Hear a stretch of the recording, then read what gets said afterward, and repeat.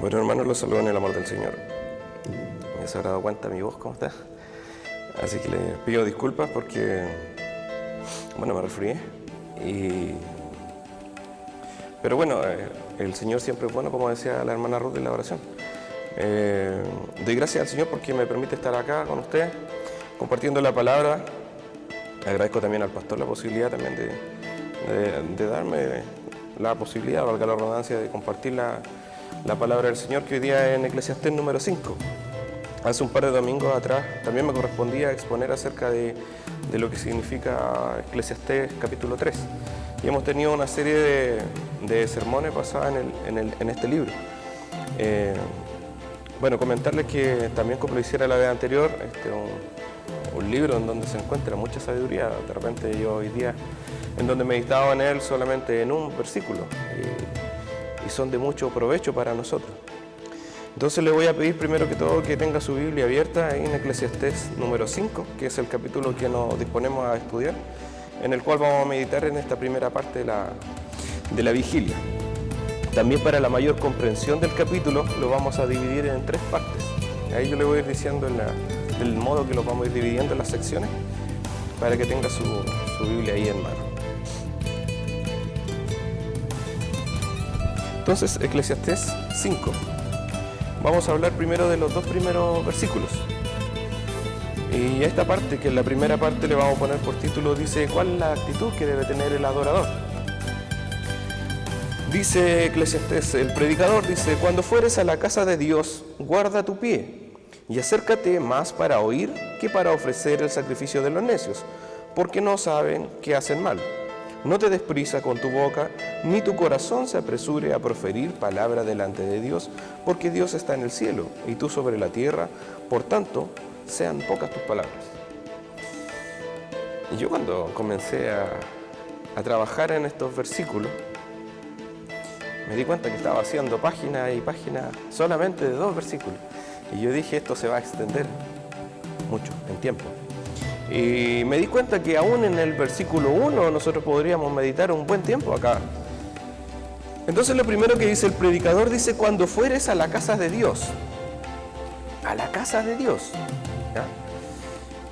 Cuando yo leía esto, me di cuenta que el predicador está dando una serie de consejos, en este caso que lo divide como en 3.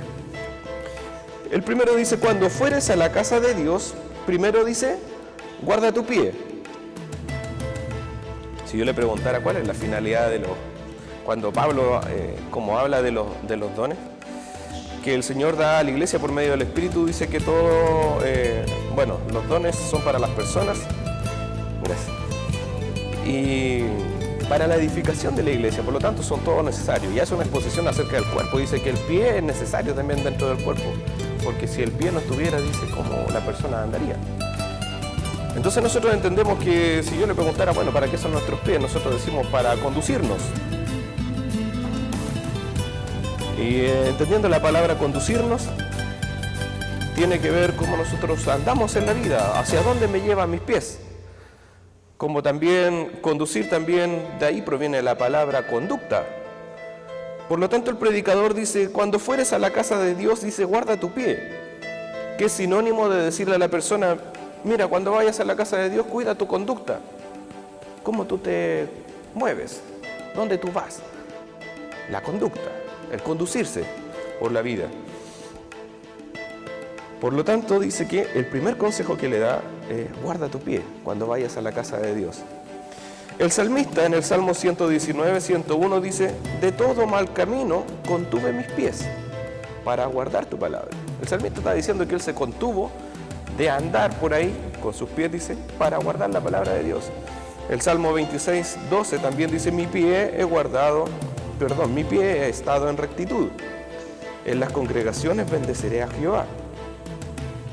Ahora, si nosotros tomáramos estos 2 versículos que acabo de dar en lectura y cambiáramos el concepto de los pies por conducirse o conducta, si me permiten hacer el ejercicio, el Salmo 119, 101 diría: de todo mal camino contuve mi conducta para guardar tu palabra. Y el Salmo 26, 12 diría: mi conducta ha estado en rectitud. En las congregaciones bendeciré a Jehová. el predicador, cuando está diciendo en Eclesiastés 1, dice: guarda tu pie, es guardar tu conducir, cómo tú vas por la vida, guarda tu conducta, me está diciendo como un consejo. Por otro lado, también el libro de los Proverbios nos muestran también cómo los pies, muchas veces, de los insensatos los conducen hacia el mal. Porque los pies nos conducen, los pies nos mueven nuestra conducta, hacia dónde yo voy, hacia dónde me conduzco. Proverbios, hablando sobre los insensatos, dicen, Proverbio 1:16 dice: porque sus pies corren hacia el mal y van presurosos a derramar sangre. Como también cuando en Proverbios se habla acerca de las cosas que aborrece Jehová, dice que aborrece el corazón que maquina pensamientos inicuos, como también los presurosos pies que corren hacia el mal. Por lo tanto, por eso yo les decía en esta primera parte, porque ni siquiera hemos avanzado del versículo 1, ya hay mucha sabiduría en él. Dice Proverbios 5:1, Eclesiastés 5:1, vuelvo a repetir: cuando fueres a la casa de Jehová, dice, guarda tu pie. La segunda parte del versículo 1 dice, que es un consejo súper sabio, dice: y acércate más para oír que para ofrecer sacrificio de los necios, porque no sabe que hacen mal. Ahora el predicador está dando otro consejo. Primero habló de la conducta, cómo te condujeres, guarda tu conducta, guarda cómo te mueves, guarda hacia dónde te llevan tus pies. Ahora dice, acércate más para oír.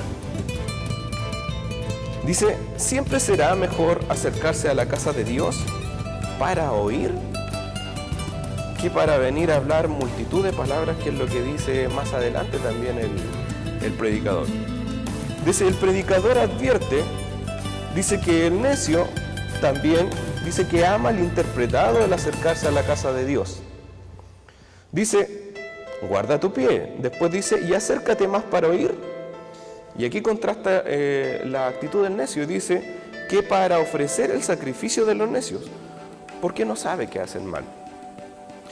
Bueno, el predicador lo que hace es decir, bueno, cuando vayas a la casa de Dios, acércate más para oír, que tu corazón esté dispuesto a escuchar la palabra de Dios, que a hacer cosas.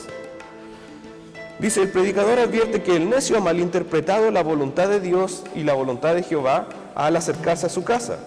La voluntad de Dios siempre va a ser primero que el Hijo de Dios se acerque a su casa de oración, a escuchar su palabra. Dice, más que para ofrecer sacrificios. En los tiempos del predicador existía que las personas se acercaban al templo para ofrecer sacrificios. Pero el error del necio estaba en ¿qué? En pensar que él iba a la casa de Dios a ofrecer sacrificios para obtener el perdón. Por lo tanto, para el necio no era importante ir a oír la palabra, sino que era ir y entregar algo a cambio de su perdón. Por eso el predicador dice que ellos hacían mal. No está diciendo que el sacrificio no fuera necesario. No está diciendo que el ir a la casa de Jehová no fuera necesario, sino con qué actitud va la persona a la casa de Dios. Ahora, quizás adelantándonos un poquito, yo me cuestionaba constantemente, ¿a quién nos acercamos nosotros a la casa de Dios? ¿Con qué propósito vienen esta tarde? ¿Fue para oír la palabra de Dios o fue con otro propósito? ¿Quién me movió a mí en mi corazón a venir hoy día? El predicador está dando unos consejos, dice, bueno, acércate con una buena conducta, acércate cuidadosamente, guarda tu pie. Como también le dice ahora, que se acerque más para oír que para ofrecer sacrificios. El error del necio era pensar que el sacrificio era el que le daba el perdón en forma automática, solamente por ofrecer algo, aun cuando no hubiera arrepentimiento en su corazón. Por lo tanto, lo importante no era el sacrificio en sí mismo, sino el corazón de la persona que traía el sacrificio. Por lo tanto, si el necio traía algo en sacrificio, podía hacer lo mejor que pudiera obtener, pero no necesariamente recibía el perdón por lo que traía. Por lo tanto, se hacía un necio finalmente, porque se acercaba no de la forma correcta, no se acercaba para oír, sino que venía en busca del perdón por lo que él traía a cambio. Pero todos sabemos que el perdón no se obtiene de esa forma. El predicador estaba advirtiendo a sus hermanos israelitas entonces que cuando llevaban sus sacrificios al templo, era aún más importante, más que el rito que ofrecer al animal, el oír la palabra de Dios, como también el obedecerla y finalmente abandonar sus malas conductas. Por lo tanto, lo más importante de ir al templo no era llevar el sacrificio, sino que era oír la palabra de Dios, que la palabra de Dios, como dice el Nuevo Testamento, redarguye nuestros corazones y finalmente obedecer la palabra de Dios. Eso era lo realmente importante y el predicador eso es lo que está haciendo el llamado. Acércate más para oír la palabra. Ahora nosotros también podemos ver ejemplos de esto. Si puede buscar ahí 1 Samuel 15, 22. 1 Samuel 15, 22 dice: y Samuel dijo: ¿se complace Jehová tanto en los holocaustos y víctimas como en que se obedezca a las palabras de Jehová? Ciertamente el obedecer es mucho mejor que los sacrificios y el prestar atención que la grosura de los carneros. O sea, aquí lo que dice Samuel nos termina de dejar muy en claro que es mejor acercarse a la casa de Dios para oír y para prestar atención, que más que lo que yo pueda traer para ofrecer. También Miqueas, por ejemplo, nos daba otro ejemplo de esto. Miqueas 6, por ejemplo. El profeta Miqueas 6, del 6 al 8, leo. Dice: ¿con qué me presentaré ante Jehová y adoraré al Dios Altísimo? Y aquí empieza a hablar de cosas de sacrificio. Me presentaré ante Él con holocaustos, con becerros de un año. ¿Se agradará a Jehová de millares de carneros o de 10,000 arroyos de aceite? ¿Daré mi primogénito por mi rebelión, el fruto de mis entrañas por el pecado de mi alma? Y aquí viene la reflexión, dice: oh hombre, Él te ha declarado lo que es bueno. ¿Y qué pide Jehová de ti? Solamente hacer justicia, amar misericordia y humillarte ante tu Dios. Por lo tanto, aquel que se acercaba a la casa de Dios con la finalidad o el propósito en su corazón de ir solamente a entregar algo en sacrificio para obtener el perdón, el predicador está diciendo que es un necio. Y le dice y le da un consejo, que también es un consejo para nosotros: acércate más para oír la palabra de Dios que para ofrecer esto. Samuel dice: se complacerá Jehová de tantos holocaustos y de tantas víctimas que se le ofrecen. Y dice: es mejor obedecer que los sacrificios. Es mejor prestar atención que la grosura del carnero que se ha traído. Miqueas dice: bueno, se agradará a Jehová de millares de carneros, o sea, está hablando de miles de carneros. Como también dice de 10,000 arroyos de aceite. Y una vez leyendo acerca de esto decía que el aceite era muy costoso. Imagínense 10,000 millares, dice, de arroyos de aceite. O sea, podría traer todo lo que pudiera, incluso más y lo inimaginable. Pero dice que eso no es lo que demanda Jehová. Por lo tanto, dice: cuando te acerques a la casa de Jehová, guarda tu pie, decía el primer consejo. Y el segundo dice: acércate más para oír la palabra de Dios. Volvamos a Eclesiastés 5. Entonces el predicador dice: guarda tu pie, como primer consejo. El segundo consejo dice en el mismo versículo 1: acércate más para oír que para ofrecer el sacrificio de los necios, porque no sabes lo que están haciendo. Y el versículo 2 dice: no te des prisa con tu boca, ni tu corazón se apresure a proferir palabras delante de Dios, porque Dios está en el cielo y tú sobre la tierra. Por tanto, sean pocas tus palabras.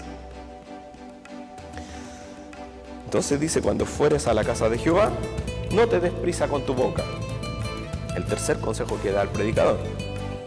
En el comentario bíblico, siglo XXI, dice, hace referencia, dice, al apresuramiento de la oración.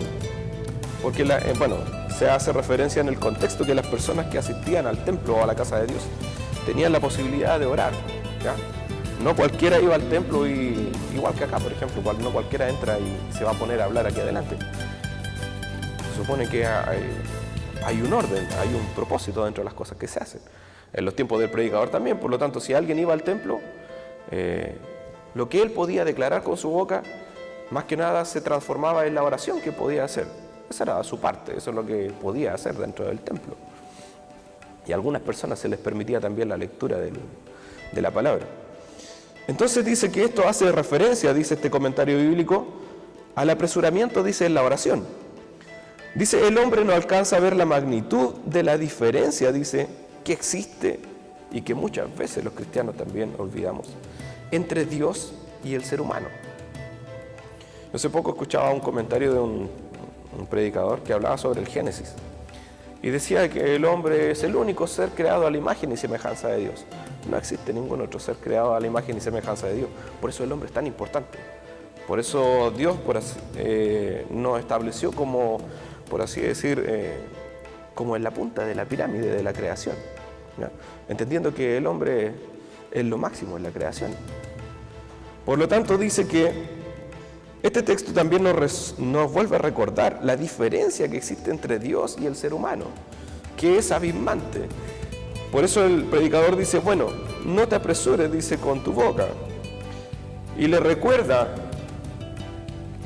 que Dios, dice, está en el cielo y tú estás en la tierra.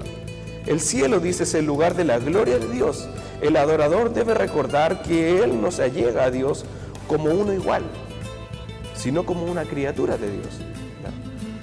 Dice un ejemplo de esto también, el apresurarse con las palabras, ¿ya? Para ir a un ejemplo más práctico, le voy a pedir que busquen Lucas 18. Y todos conocemos este ejemplo, Lucas 18. Porque el predicador, y vuelvo a repetir, en este tercer consejo dice, cuando fueres a la casa de Dios, dice, no te des prisa con tu boca, no te apresures en tus palabras, dice. En Lucas 18, del versículo 10 al 14, encontramos un ejemplo de esto. Dice, 2 hombres subieron al templo a orar. Uno era fariseo y el otro publicano. El fariseo, puesto en pie, oraba consigo mismo de esta manera. Dios, te doy gracias porque no soy como los hombres, ladrones, injustos, adúlteros, ni aun como este publicano. Ayuno 2 veces a la semana, doy diezmo de todo lo que gano.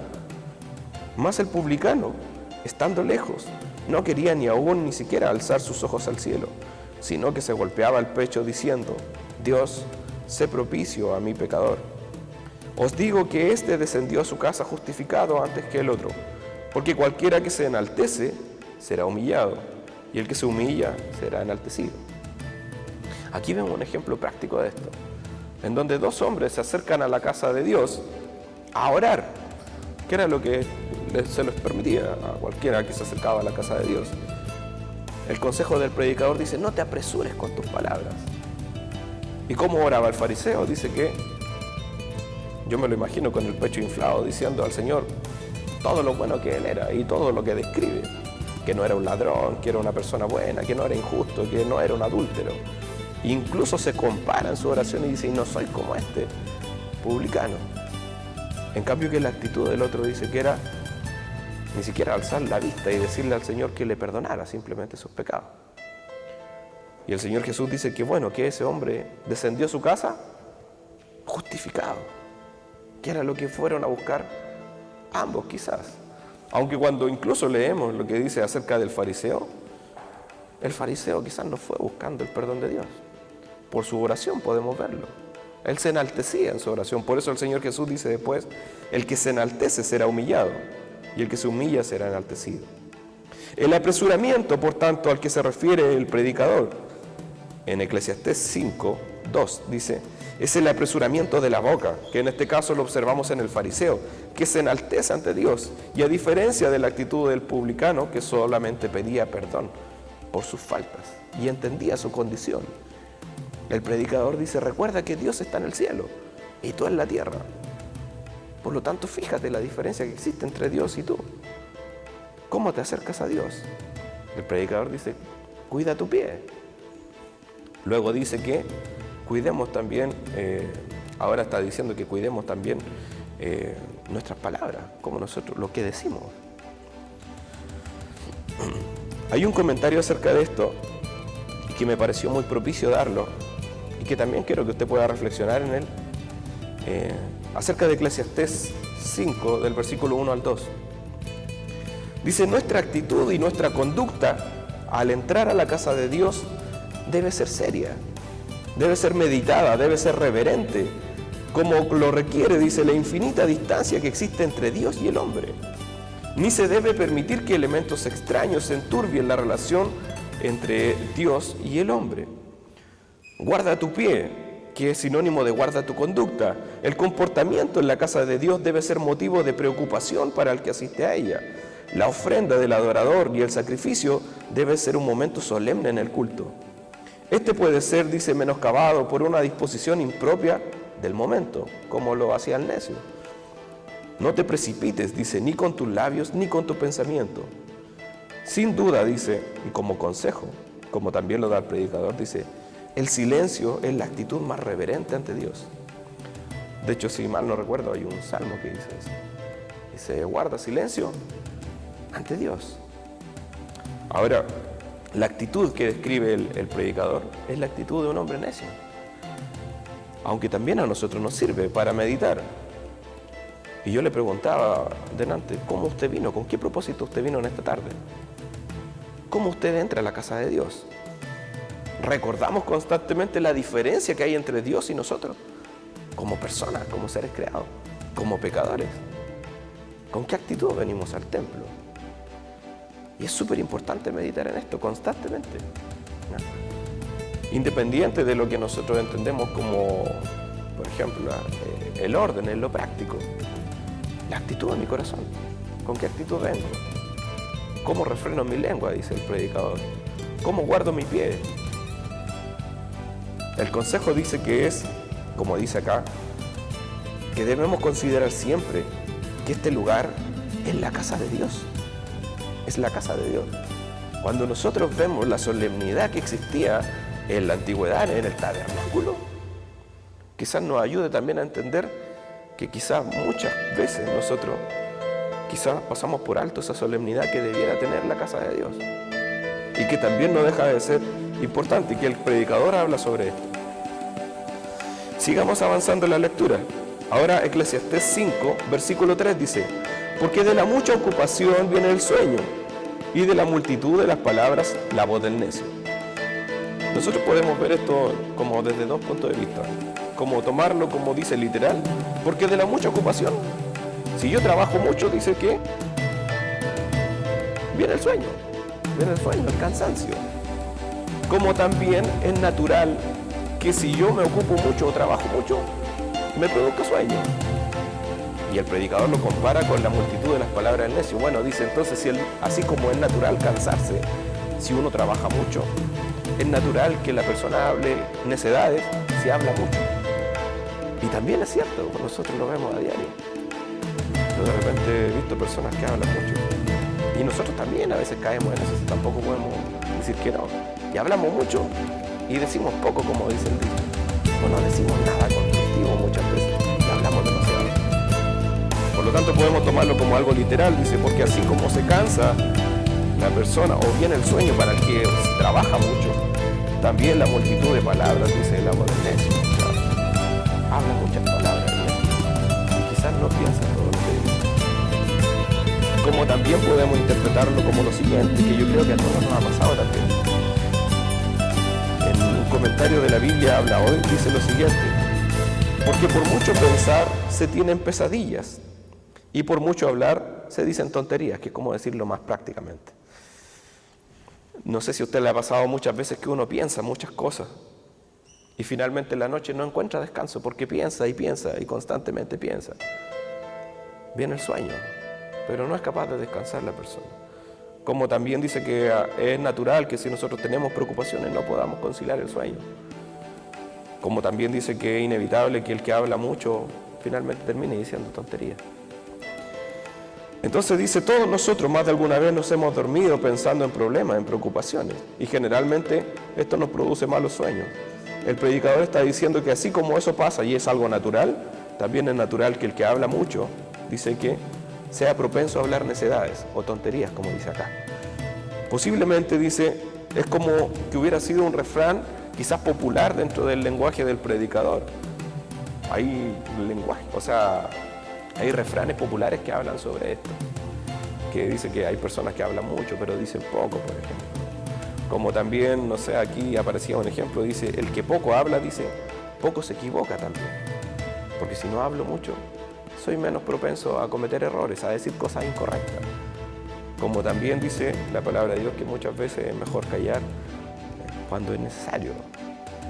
Nosotros lo veíamos en Eclesiastés 3, dice tiempo para hablar, tiempo también para callar. Muchas veces es mejor callar que decir muchas cosas.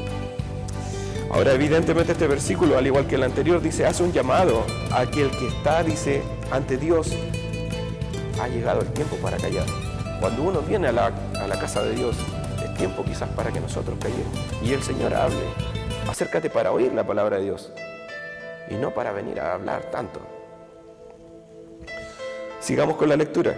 Eclesiastés 5, del 4 al 6, leo de corrido, dice: cuando Dios hace promesa, no tardes en cumplirla, porque Él no se complace en los insensatos.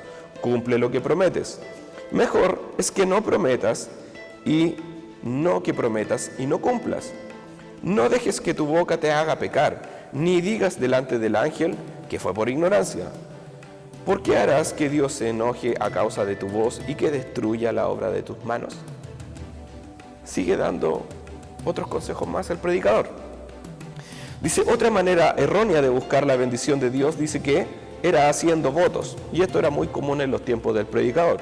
Dice, muchos israelitas, al pedir a Dios algún favor, dice que trataban como de tentar a Dios, como dice el Señor Jesús cuando Satanás le ofrecía cosas, y Él le dijo que no lo tentara. ¿Por qué es tentar al Señor? Dice, y le ofrecían cosas a cambio, como haciendo un voto, haciendo una promesa. Y hoy en día en internet está plagado de estas cosas, de congregaciones, denominaciones que hacen esto. Personas que pactan con Dios. Si tú haces esto, Señor, yo te devuelvo esto, yo hago esto. Ahora dice, le prometían grandes cosas, a cambio que si Jehová Dios les contestaba sus oraciones. Ahora, tampoco en el contexto de lo que habla el predicador dice que esto era algo incorrecto, era algo común. De hecho, encontramos un ejemplo de esto en 1 Samuel 1, cuando todos recordamos, incluso hace poco se habló sobre ello, cuando hace 2 domingos hablaban sobre la vida de Samuel, que Ana fue la que se paró afuera del templo. ¿Y qué le prometió al Señor? Que si le daba un hijo, ¿qué iba a hacer ella con su hijo? Lo iba a dedicar al Señor. ¿Había algo de malo en la oración de Ana? Y la respuesta es que no. Por eso en los tiempos del predicador esto era algo lícito. Dice que se podía prometerle cosas al Señor. Por eso el predicador no dice, no prometan nunca, sino que la advertencia ¿cuál es? Dice que cuando le prometas al Señor cosas, cumple. Porque si no cumples, dice que hay castigo, hay una falta, hay un pecado. Dice, Ana le juró a Jehová que si le daba un hijo, ella lo dedicaría a él todos los días de su vida, como un nazareno.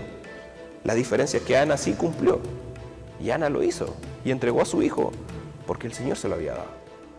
Por lo tanto, Ana hizo lo correcto. Le pidió algo al Señor, le prometió algo y cumplió. El problema es que la mayoría de los israelitas no le cumplían al Señor. Y una vez que el Señor les concedía su petición, no querían cumplir con lo prometido. Y esto me hizo recordar muchas veces que en lo práctico, ¿cuántas personas se acercan a Dios cuando se quedan sin trabajo? Y cuando el Señor les da trabajo, ¿qué pasa? Se olvidan del Señor. Muchas personas se acercan al Señor cuando están enfermas, y cuando el Señor les da la sanidad, ¿qué pasa con esas personas? Muchas personas se acercan a bautizar a sus hijos y después ni siquiera vemos a los hijos, ni a los padres tampoco. ¿Cuántas veces le hemos hecho promesas al Señor? De hecho, cuando uno bautiza a un niño, hace una promesa ante Dios de educarlo, de guiarlo. ¿Qué pasa con esos niños? Entonces dice que el problema, dice el predicador, no es prometerle cosas al Señor. El problema es que el hombre no cumple. Como también que el hombre promete cosas que no es capaz de cumplir. Dice Salomón, aconseja entonces que debemos pensar 2 veces. Por eso antes está hablando de personas que se toman las cosas a la ligera, personas que hablan rápido, personas que no piensan lo que dicen. Por lo tanto dice que Salomón lo que hace es dar un consejo. Dice, piensa 2 veces antes de prometerle cosas a Dios. Antes de comprometerte con Dios a hacer algo. Porque si no vas a cumplir, dice que Él no se complacerá de nosotros. Como también el versículo 6 dice, no dejes que tu boca te haga pecar, porque después no puedes decir que fue por ignorancia. Dice, ¿qué harás? Dice que Dios se enoje a causa de tu voz y que destruya, además, dice, la obra de tus manos. Finalmente dice que, en tal caso, el consejo del predicador, ¿cuál es? Dice que es mejor no prometer cosas. Mejor no prometas. Mejor no te comprometas. Mejor no digas que vas a hacer algo. Si quieres hacerlo, hazlo. Pero no te comprometas. Porque si te comprometes y no cumples, dice que el castigo y la ira del Señor estará sobre aquel que hace eso. Sigamos con la lectura. Eclesiastés 5:7 dice: donde abundan los sueños, también abundan las vanidades y las muchas palabras. Mas tú teme a Dios. También esto podemos tomarlo, como le decía anteriormente en el otro versículo, tomarlo como literal. Dice: donde abundan los sueños, también abundan las vanidades y las muchas palabras. ¿Quién de nosotros no ha tenido sueños? Yo cuando era adolescente tenía muchos sueños, cosas que quería hacer. Y cuando pienso en mis sueños que yo tenía, como dice el predicador, eran vanidad. Yo quería tener tantas cosas, yo quería hacer ciertas cosas, pero todas eran para mí, todas eran para mi beneficio, todas eran para mi edificación personal. Y si las pongo en una balanza de lo que yo quería a lo que el Señor ha hecho en mi vida, escojo lo que el Señor ha hecho con mi vida, incluso sumándole las cosas malas. Porque lo que el Señor quiere para nosotros siempre va a ser mejor que nuestros propios propósitos, que nuestros mejores sueños. Por lo tanto dice: donde abundan los sueños, los deseos, abunda la vanidad, las cosas vanas. Aunque nos hemos dado cuenta a través de las predicaciones del pastor y de la exposición del predicador de Eclesiastés que todo es vano, todo es pasajero, porque la traducción de la palabra vanidad es algo pasajero. Incluso lo compara con el humo, dice: ¿quién puede tomar el humo? Lo vemos que está ahí, pero es pasajero, no se puede atrapar, no se puede mantener. Así son las cosas en la vida cotidiana, la vida humana, son pasajeras, todas las cosas son pasajeras. La vida es pasajera, tiene su inicio, tiene su término. Entonces después dice: mas tú teme a Dios. El consejo que aparece al centro del texto y que vamos a meditar en él hasta el final. Dice: finalmente el predicador concluye su reflexión que la actitud del adorador, y aquí estamos terminando la primera parte, que la actitud del adorador para acercarse al templo, y le da consejo. ¿Cuál era el primer consejo? Le decía que guardara su pie, ¿cierto? Eso estaba en el Eclesiastés. Abra su Biblia ahí en Eclesiastés 5. En el versículo 1 le decía: guarda tu pie, era el primer consejo. El segundo consejo decía: acércate más para oír que para hacer sacrificio. El segundo consejo decía: no te apresures con tu boca a proferir palabras delante de Dios. Recuerda que Dios está en los cielos y tú en la tierra. Por lo tanto, guarda la diferencia que existe entre Dios y tú. Después dice que cuando a Dios le hagas promesa, dice el predicador, no tardes en cumplirla. Mejor es que no prometas que prometas y cumplas. Y no cumplas, perdón. Y también dice en el versículo 6, no dejes que tu boca te haga pecar. Por lo tanto, después de haber dado esta serie de consejos el predicador, vamos concluyendo en el versículo 7, dice: mas tú teme a Dios. La mejor actitud del adorador al acercarse a la casa de Dios siempre será el temor de Dios. La mejor manera de buscar la bendición de Dios es temerle. Esto involucra, dice, más que solo reverenciar al Señor y respetarlo. También pasa por temer a Dios, según lo que dice Éxodo 20:20, dice que es tener miedo también a desobedecerlo, a hacer algo incorrecto. Es como decir: yo tengo temor al Señor por lo que el Señor es, pero también tengo temor porque el Señor me conoce y sabe lo que hago y sabe cuándo le desobedezco. Por lo tanto, eso también debiera causar temor en mi corazón. Por eso el consejo del predicador, luego de decirle al hombre que tenga cuidado cuando se acerca a la casa de Dios, es decirle: teme a Dios. Si uno es un hombre temeroso de Dios, va a cuidar su lengua, va a cuidar su conducta, va a cuidar lo que dice, a las cosas que se compromete, a lo que dice que va a hacer, le va a dar cumplimiento, por temor a Dios. Por lo tanto, cuando yo pensaba en esto que es cortito, cuando dice: mas tú teme a Dios, es como el resumen de todo lo anterior. Un hombre temeroso de Dios, una mujer temerosa del Señor, dice que es una persona obediente, es una persona que no se toma las cosas del Señor a la ligera. Por lo tanto, refrena su lengua, refrena su conducta. No le promete cosas al Señor a la ligera. Por tanto, dice que el secreto de esto dice que es teme a Dios, dice el predicador. Ahí concluimos la primera parte de Eclesiastés 5. Después, en Eclesiastés 5, del 1 al 7 era eso. Ahora, Eclesiastés 5, le vamos a dar lectura del versículo 8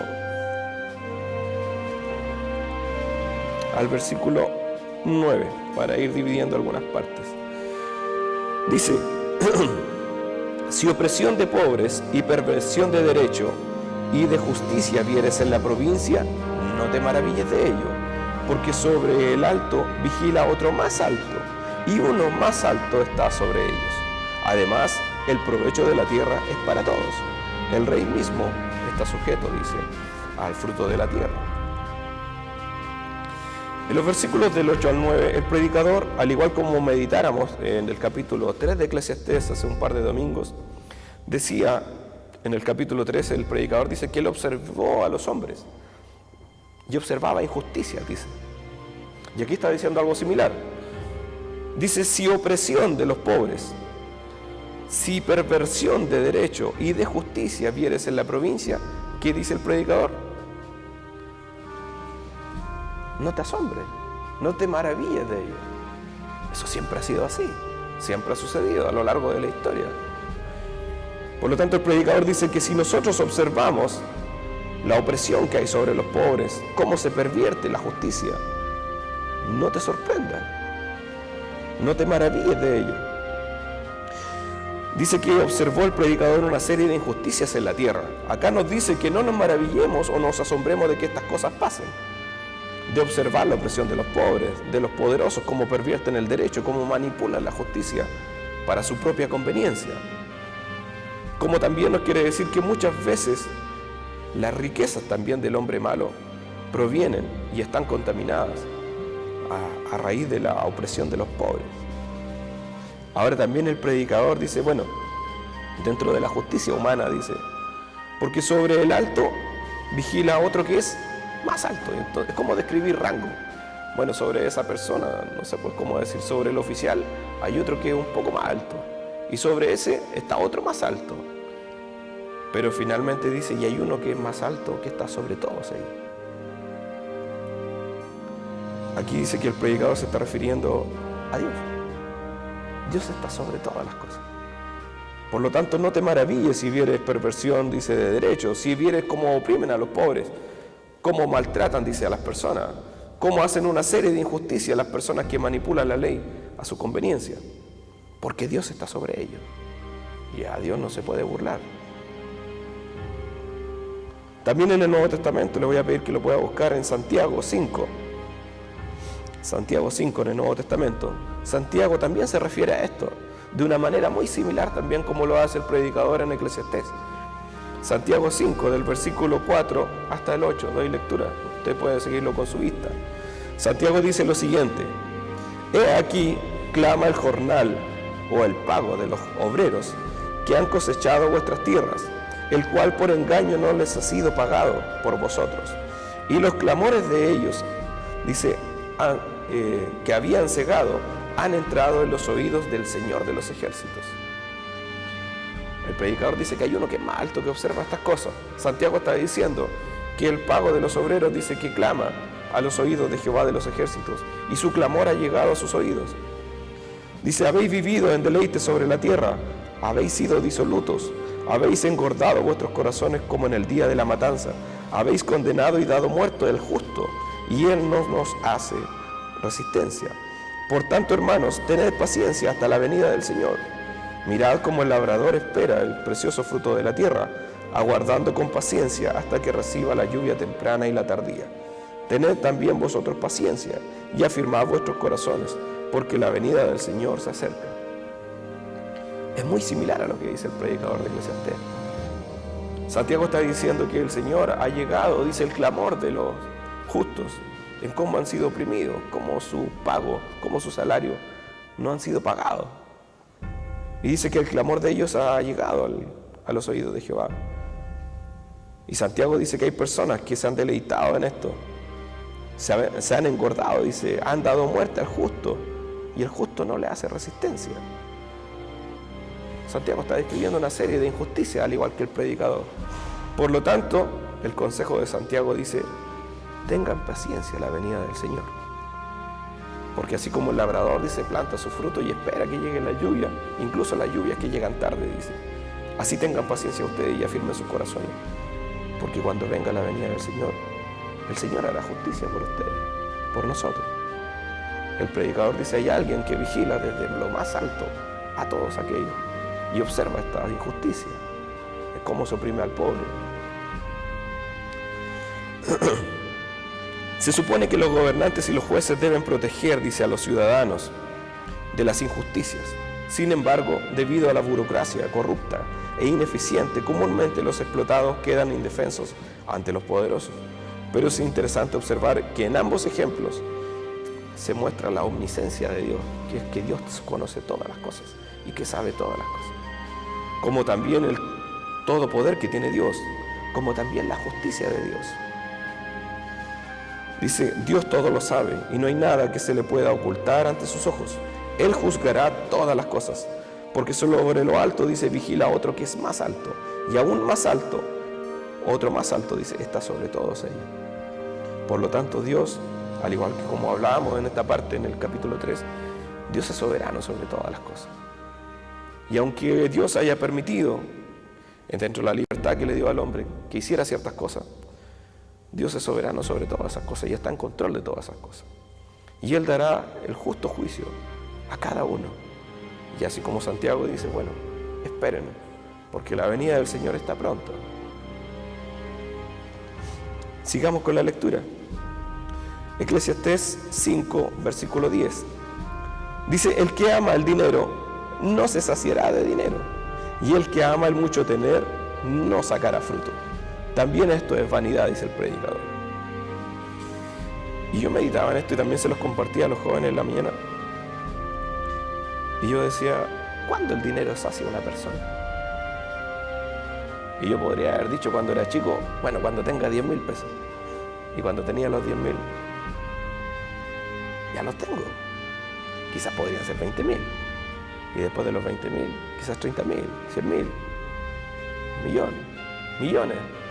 Y nunca se sacia, nunca se termina. Respecto de esto, una vez se cuenta que en una ocasión se le preguntó a uno de los hombres más ricos del mundo, que es John Rockefeller, y le preguntaron cuánto dinero era suficiente. Y la respuesta de él se hizo famosa, y él dijo: un poco más. O sea que nunca era suficiente, porque cuando tuviera ese poco más que necesitaba o que quería tener, después iba a querer otro poco más, y siempre es un poco más. Por lo tanto, el dinero nunca termina de saciar a una persona. Esta respuesta de este hombre, John Rockefeller, sin duda representa la codicia y lo corrupto del corazón humano. Nunca el corazón humano se logra satisfacer. Difícilmente se podrá satisfacer un hombre en el dinero. Como dice la Escritura, dice que el dinero es la raíz de todos los males. Todos los males. Por lo tanto, representa la codicia del hombre. El que ama el dinero nunca se saciará de dinero.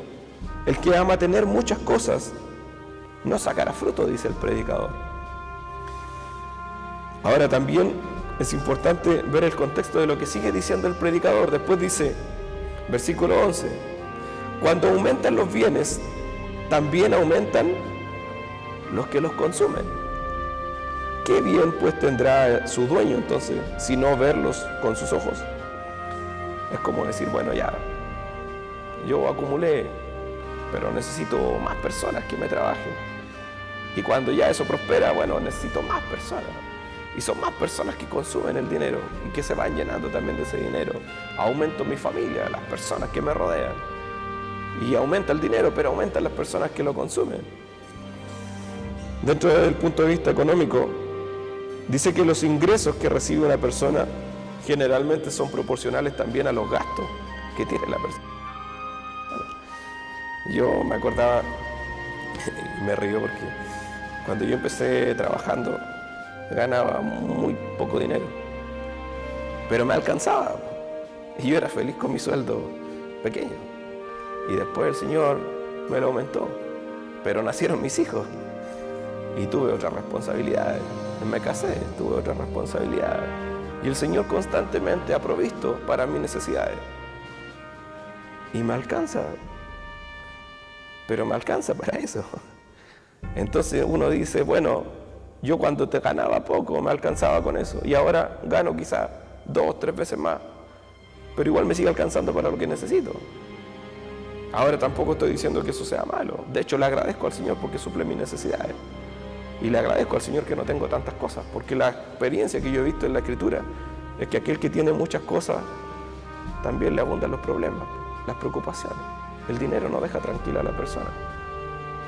Por lo tanto, dice que así como yo recibo también, cuando aumentan los bienes, aumentan los que los consumen.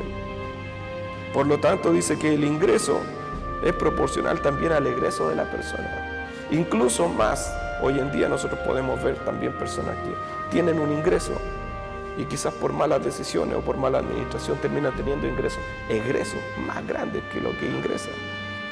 Y ahí es cuando también el Señor nos aconseja a ser mayordomos de todas las cosas, incluso de nuestros bienes, de nuestras posiciones. Por lo tanto, dice que así como el dinero llega, como dice el dicho, también se va. También se va. Así como me llegó el dinero, así también se va a ir. Y no va a quedar en mis manos. Como también dice el predicador, que si el dinero queda en mis manos, ¿qué provecho va a tener ese dinero si yo lo guardo? Más que quizás mirarlo con mis ojos, dice. ¿Qué provecho va a tener? Si no lo disfruto, si no lo utilizo, que es lo que más adelante dice el predicador. Y aquí viene un consuelo para nosotros.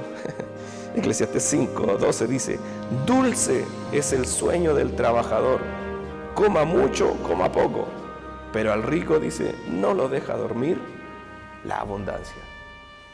Yo nunca he sido rico, por lo tanto no lo sé, pero estoy seguro de que es así. Porque las personas que tienen mucho no los deja dormir. De hecho, hay un ejemplo de esto que le compartíamos hace 2 domingos atrás, de ese rico que había acumulado muchas cosas y pensaba en la noche y no dormía en la noche y decía, ¿dónde pondré más cosas? Y dice, bueno, voy a construir otro granero más para guardar lo que ahí tengo. Y cuando haya acabado eso, dice, le diré a mi alma, gózate de lo que tienes. ¿Y qué le dice el Señor? Que era un necio, porque esa noche dice que el ángel venía por su alma. ¿Y de qué le sirvió todo lo que había acumulado? ¿Para quién será todo lo que guardó?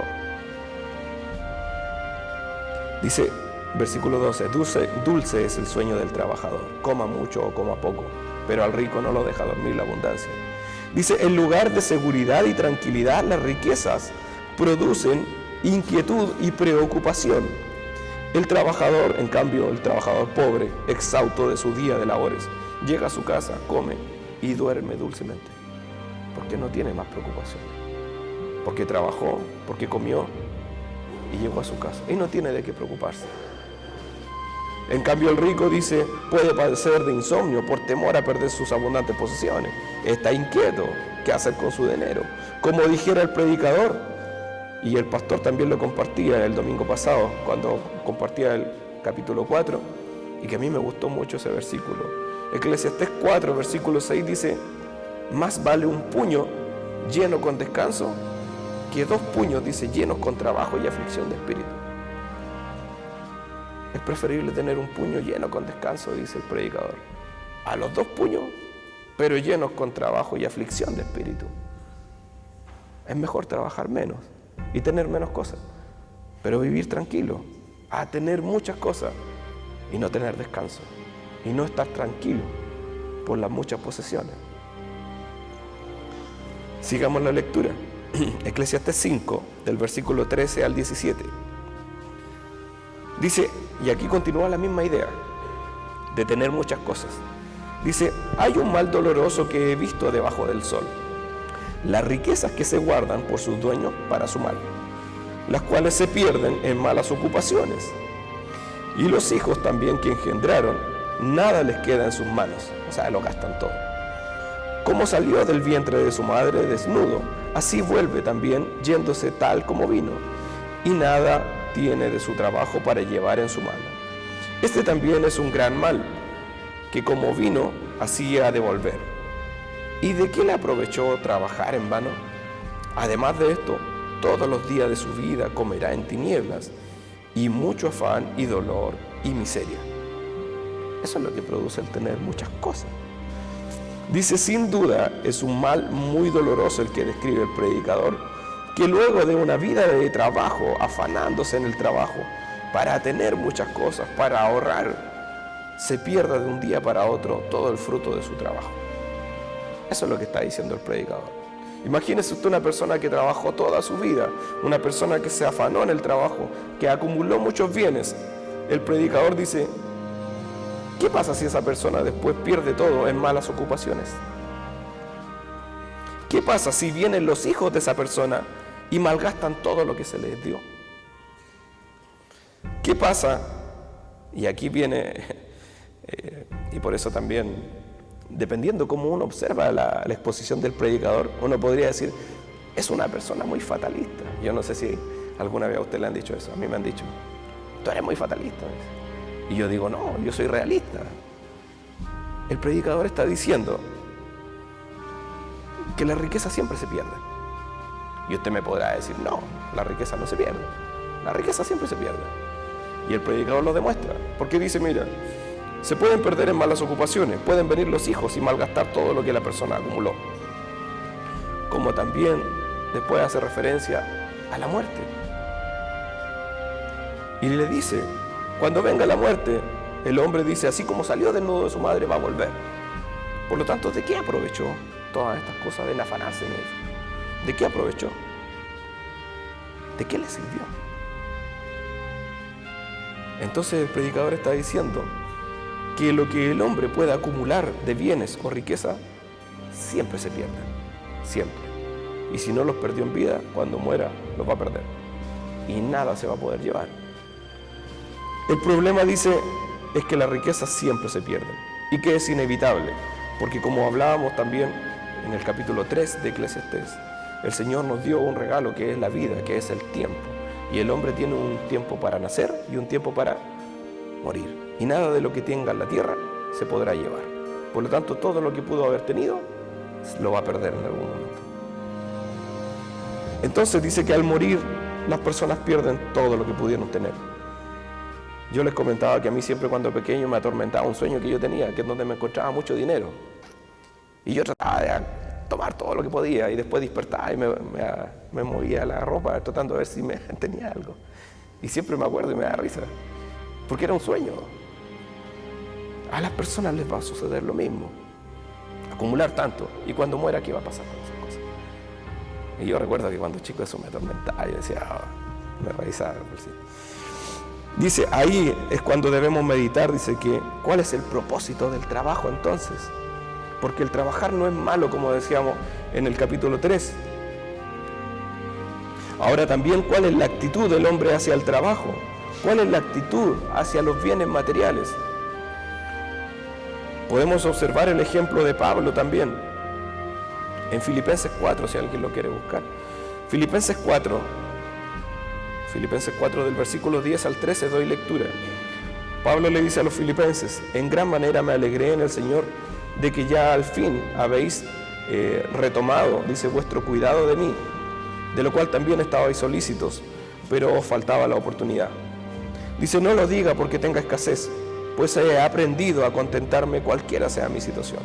Sé vivir humildemente y sé tener abundancia. En todo y por todo estoy enseñado, así para estar saciado como para también padecer hambre, así para tener abundancia como para padecer necesidad. Pero todo lo puedo en Cristo que me fortalece. Pablo dice que, le agradece a los filipenses que hayan retomado el cuidado monetario de él, porque lo ayudaban económicamente. Pero él les dice que, él había aprendido a vivir en abundancia y tenerlo todo, y quizás no tenerlo nada y padecer hambre. Pero dice, en todo estoy preparado y enseñado. y todo lo puedo en Cristo que me fortalece. Por lo tanto, su condición de tener no lo hacía envanecerse, y cuando no tenía nada, tampoco lo hacía desesperarse, porque él confiaba que todo lo podía en el Señor, que lo fortalecía. Esa debiera ser nuestra actitud. También me llamaba la atención cuando Pablo dice, en todo y por todo estoy enseñado. Yo siempre he pensado que, uno a los hijos siempre le trata de dar lo mejor. Y siempre esa es la lógica para nosotros. También fue la lógica de nuestros padres. Pero también es bueno enseñarle a nuestros hijos que a veces no hay. Y hay que darle gracias al Señor también por ello. Porque al Señor siempre se le da gracias. Haya abundancia o haya escasez. Y es bueno enseñarle eso también a los niños, para que tampoco se hagan una falsa imagen de algunas cosas.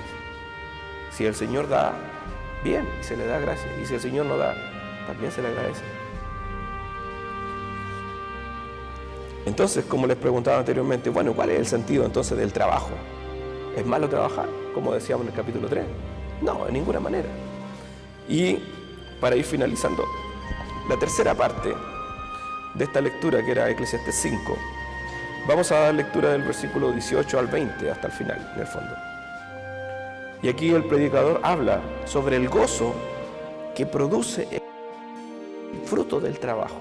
Porque si usted se da cuenta, lo que el predicador viene hablando anteriormente es aquellas personas que se envanecen en el trabajo, como también aquellas personas que se envanecen en acumular riquezas. El predicador dice, ¿cómo debiera ser esto entonces? Eclesiastés 5 del 18 adelante dice, he aquí pues el bien que yo he visto, porque antes decía que él había observado cosas malas, pero ahora dice el bien que él ha visto.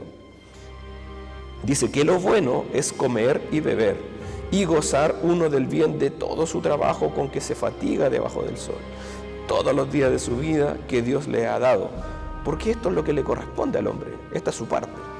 Asimismo, a todo hombre a quien Dios le da riquezas y bienes, y le da también la facultad para que coma de ellas, y tome su parte, y goce de su trabajo, porque esto es un regalo de Dios, porque no se acordará mucho de los días de su vida, pues Dios le llenará de alegría el corazón. Esto es súper importante, a mí me llamó la atención la última parte cuando dice, pues Dios le llenará de alegría el corazón. ¿A usted le llena de alegría el corazón cuando come con sus hermanos? Cuando usted comparte con sus hermanos, cuando usted puede compartir con otras personas lo que el Señor le dio, cuando usted come del fruto de su trabajo, cuando usted puede invitar, a su esposa, a su esposo, a sus hijos a comer, o hacerle una comida, o hacer algo especial, disfrutar del fruto de su trabajo. Dice el predicador, vuelve a retomar la idea del capítulo 3 y comienza a concluir que lo aconsejable es no afanarse por las riquezas y por el trabajo, sino disfrutar de la comida, de la bebida y del trabajo mientras se pueda, ya que es el fruto de su trabajo, y esto es agradable ante los ojos de Dios. El Señor le dijo en el Génesis que el hombre debía trabajar para obtener el fruto de la tierra y para sostenerse. Es agradable ante los ojos de Dios. El Señor lo estableció. Dice que el hombre ha de disfrutar de estas cosas. A mí siempre me llama la atención como que la vida del creyente como que debiera ser una vida completamente piadosa y como en un constante sufrimiento.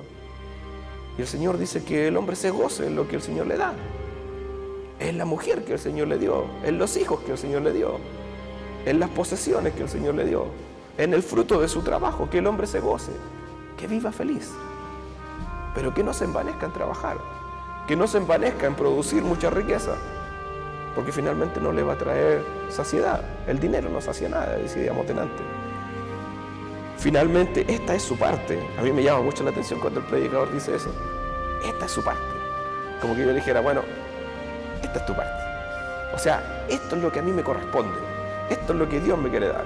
¿Qué cosa? Que yo disfrute de la comida, de la bebida y del gozar del fruto de mi trabajo. Por lo tanto, si el fruto de mi trabajo me permite comer y beber, yo le doy gracias al Señor. Porque eso es bueno, porque eso es agradable. Si me permite tener un poco más de riqueza, dice más adelante, también le doy gracias. Y también disfruto de ella. El versículo 19 dice, a todo hombre a quien Dios da riquezas y bienes, y le da la facultad de que coma de ellas, tome su parte, agradézcale al Señor, disfrútela y goce de su trabajo, porque esto es un regalo de Dios.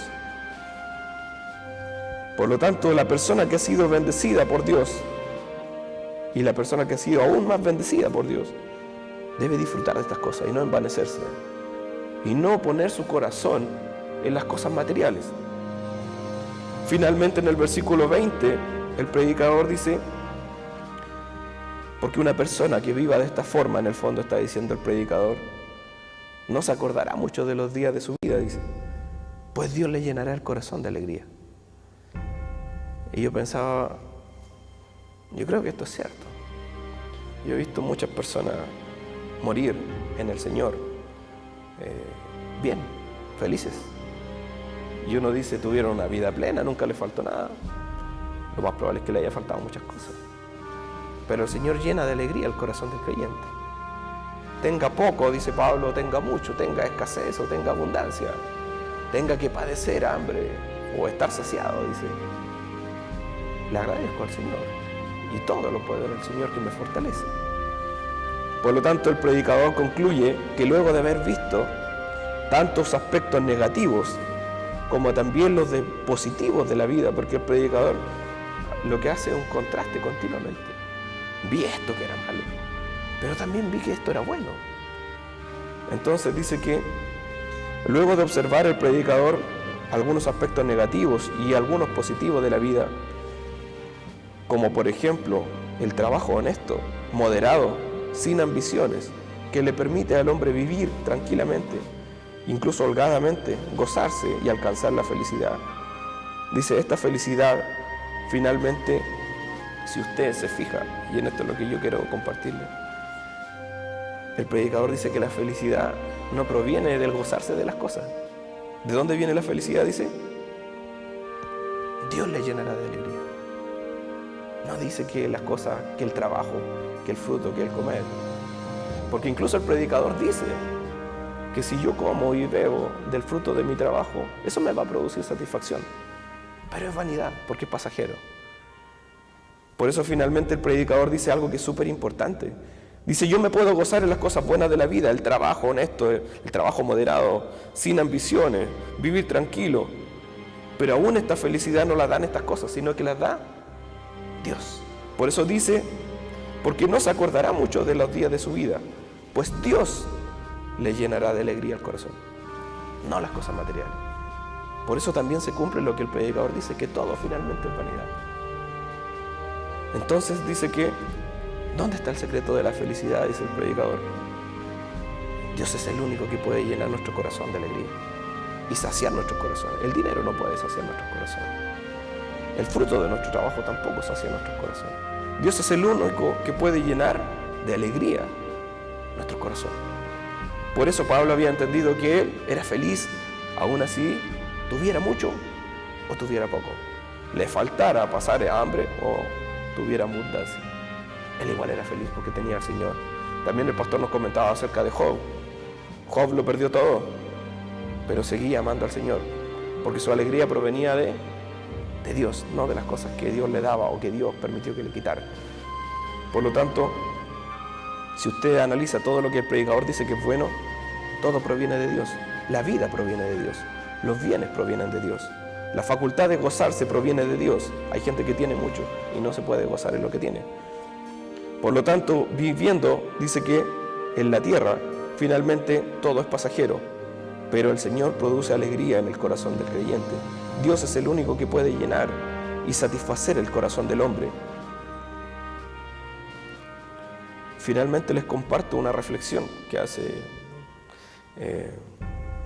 Matthew Henry acerca de los versículos del 18 al 20. Dice, como lo concluíamos en el capítulo 3, dice Matthew Henry lo siguiente: la vida es un don de Dios. No debemos ver nuestra ocupación como trabajo de esclavo, sino complacernos en la vocación que Dios nos ha puesto. Un espíritu alegre es una gran bendición, facilita el empleo y aligera las aflicciones. Habiendo hecho el uso apropiado de las riquezas, el hombre recordará los días de su vida pasada con placer. La manera en que Salomón se refiere a Dios como el dador de la vida y de los deleites y de los frutos del trabajo demuestra que ellos deben aceptarse y usarse de manera coherente con la voluntad y para la gloria de Dios.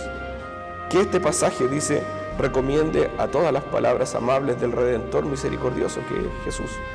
Dice, trabajad no por la comida que perece, sino por la comida a que produce vida eterna y permanece para siempre. Cristo dice, yo soy el pan de vida, el único alimento del alma. Todos están invitados, dice, a participar de esta provisión celestial.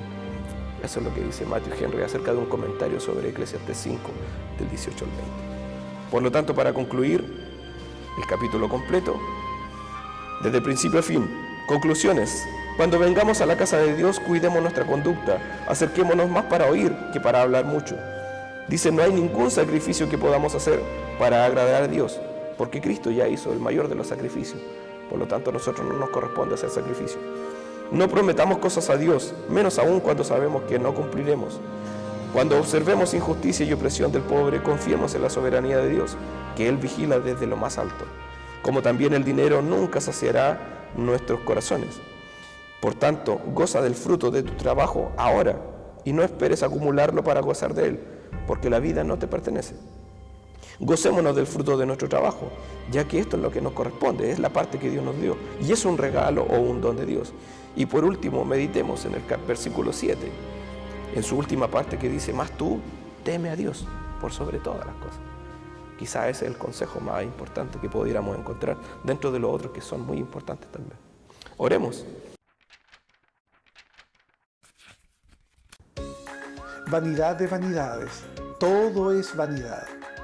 Nos lleva junto al rey Salomón a un viaje a través de su vida y nos comenta que no fue interesante ni exitosa.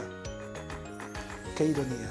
El rey de Israel, el hombre más sabio, más rico y más poderoso del mundo, se tomó unas vacaciones debajo del sol, alejado de Dios, y concluye en este libro de Eclesiastés que todo lo que vivió sí fue vanidad, inútil, vacío y sin significado alguno.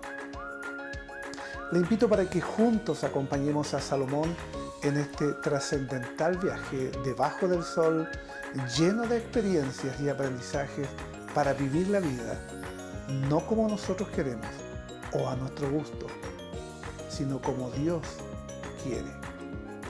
Los domingos a las 18 horas en el Templo Presbiteriano de calle Rosas 738 de la ciudad de Chillán. Quedan cordialmente invitados.